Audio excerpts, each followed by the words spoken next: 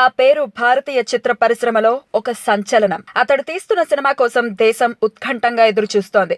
సామాన్యుల నుంచి సెలబ్రిటీల వరకు అతనికి అభిమానులే. అతనే తెలుగు సినిమా స్టామినాను అంతర్జాతీయ స్థాయికి తీసుకెళ్లిన దర్శక ధీరుడు పద్మశ్రీ ఎస్ఎస్ రాజమౌళి. ఇంతటి అభిమానం, పేరు ప్రఖ్యాతులు సంపాదించుకున్న రాజమౌళి ప్రస్థానం మొదలై 15 ఏళ్లు గడిచాయి. ఎడిటింగ్ అసిస్టెంట్ గా తన యాత్రను ప్రారంభించిన రాజమౌళి రాఘవేందర్ రావు పర్యవేక్షణలో శాంతినివాసం సీరియల్ ను విజయవంతంగా నడిపి గురువుగారి ప్రోత్సాహంతో తొలి చిత్రంగా స్టూడెంట్ నంబర్ 1 ను మొదలుపెట్టాడు. ఏమాత్రం అంచనాలు లేకుండా రిలీజ్ అయిన ఈ సినిమా పర్వాలేదు అన్న మాట నుంచి ప్రభంజనాన్ని సృష్టించింది. అయితే ఈ సినిమా క్రెడిట్ అంతా రాజమౌళికి కాకుండా దర్శకేంద్రుడు ఖాతాలోకి వెళ్లిపోయింది. అందుకు దర్శకత్వ పర్యవేక్షణ రాఘవేందర్ రావు కావటమే కారణం.